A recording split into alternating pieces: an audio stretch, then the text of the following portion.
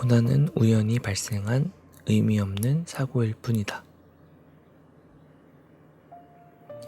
리처드 슈웨더는 이런 전통적인 문화들이 고난을 대하는 서구 문화들의 시각과 상당히 거리가 있다고 지적한다. 서구의 과학은 우주를 자연주의적 시각으로 바라본다.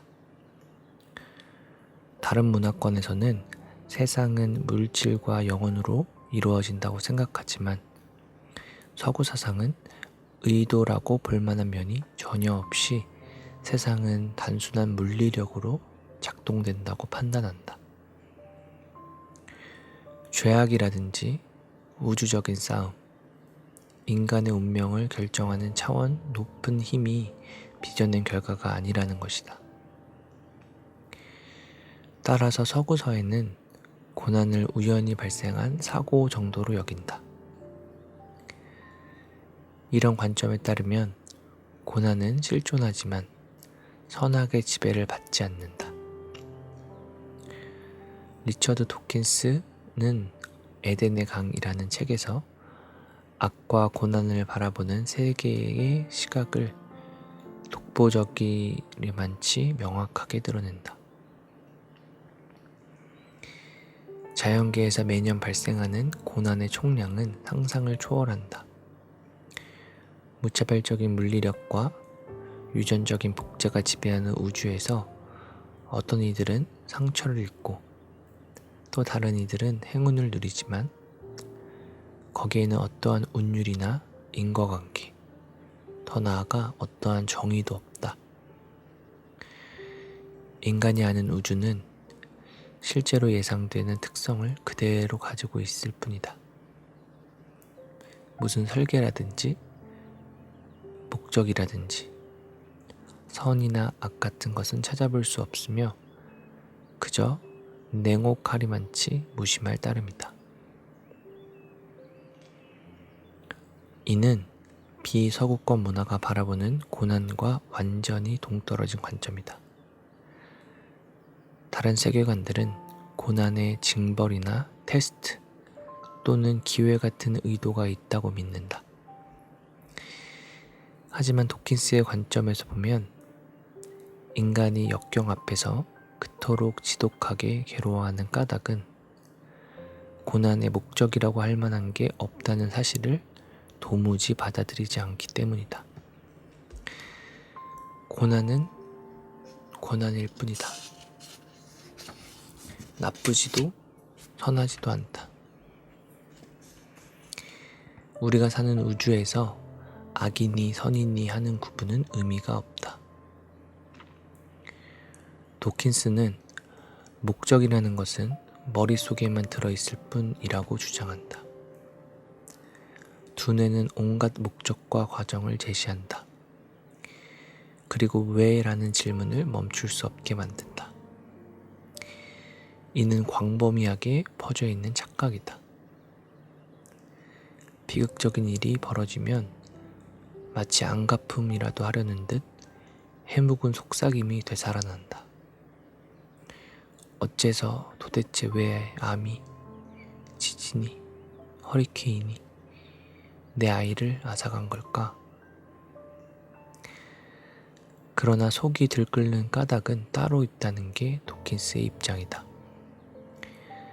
그 일은 선하지도 악하지도 않고 잔인하지도 친절하지도 않으며 그저 무신경할 뿐인, 다시 말해 목적 같은 건 애초에 존재하지도 않으며 고통 따위에는 완전히 무감각하다는 사실을 인정하지 않는 탓이다. 불어했던 시인 A.E. 하우스만이 노래한 것처럼 무정하고 무분별한 자연은 우리의 고통에 대해 신경을 쓰지도 알지도 못할 것이다.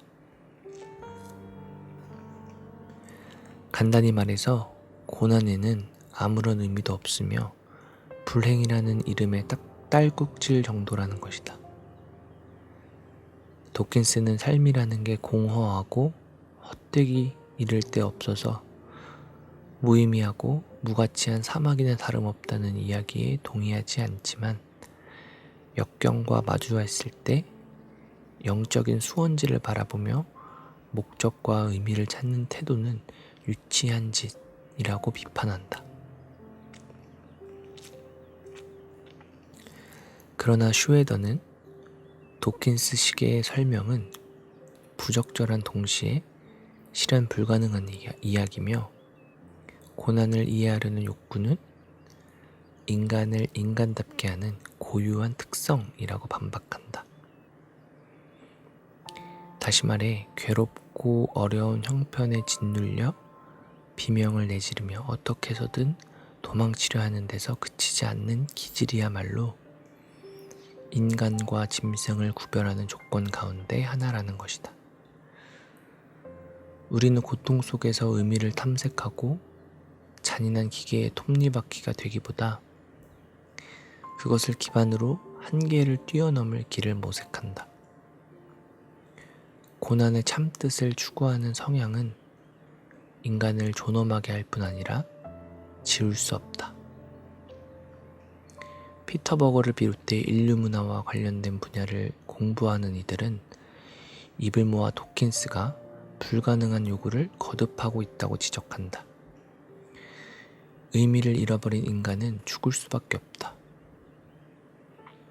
물론 도킨스도 우리의 삶은 스스로 어떻게 빚어가기로 선택하느냐에 따라 의미를 갖고 충만해지며 근사해진다고 보는 관점이야말로 진정으로 어른스러운 시각이라고 덧붙인다. 달리 말하자면 제각기 자신만의 의미를 창출해야 한다는 뜻이다. 결국 더없이 소중하고 가치 있는 삶의 형태를 스스로 결정한 뒤에 그런 부류의 인생을 가꾸려고 노력해야 한다는 말이다. 하지만 스스로 생산해낸 그 어떤 의미도 이 세상과 삶의 굴레에 갇히게 되기 마련이다. 도킨스의 현실 인식과 고통에 대한 이해가 다른 세계관들과 그토록 동떨어져 만드는 대목이 바로 이 지점이다. 이 세계가 오로지 물리적인 우주일 뿐이라는 철저하게 세속적인 가정을 그대로 받아들인다면 삶의 목적을 가져다 두는 요소는 물질적인 무엇이거나 이 세상의 조건이어야 한다. 그러나 고통은 그런 삶의 요소들을 손에 넣지 못하게 가로막는다. 고난은 그것을 망쳐버리든지 심각한 위험에 빠뜨린다. 폴 브랜드 박사가 The Gift of Pain이라는 책 마지막 장에서 지적한 대로 서구인들에게 고통이 그토록 충격적인 이유는 삶의 의미를 쾌락과 개인의 자유를 추구하는 데 두기 때문이다.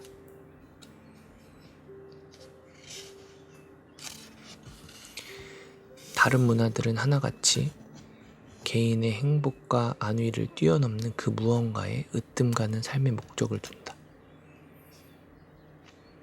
도덕적인 덕성이 될 수도 있고 깨달음이나 명예, 진실을 충실하게 지키는 것이 될 수도 있다.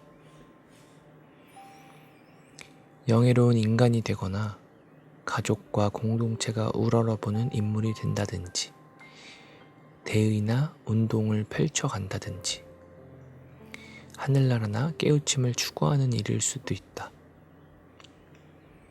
고통은 어떤 문화적인 내러티브에서나 바람직한 결말에 이르는 중요한 통로가 된다. 이 모든 삶의 의미들은 고난에도 불구하고 만이 아니라 고난을 통해서도 성취될 수 있다. 이런 세계관에서라면 고난과 악이 반드시 승리할 이유가 없다. 끈질기고 슬기롭게 그리고 용맹스럽게 맞선다면 고통은 실제로 원하는 목적지를 향해 가는 여정에 속도를 더해준다. 우리의 인생 줄거리에서 아주 중요한 대목이자 삶을 통틀어 첫 손에 꼽는 결정적인 단계가 될 수 있다는 말이다. 하지만 철저하게 세속적인 관점에서 보면 고난은 인생의 만족스러운 한 대목이 될 수 없다. 오히려 삶의 딴죽을 거는 회방꾼일 따름이다. 고난은 안식처로 이끌지 않는다.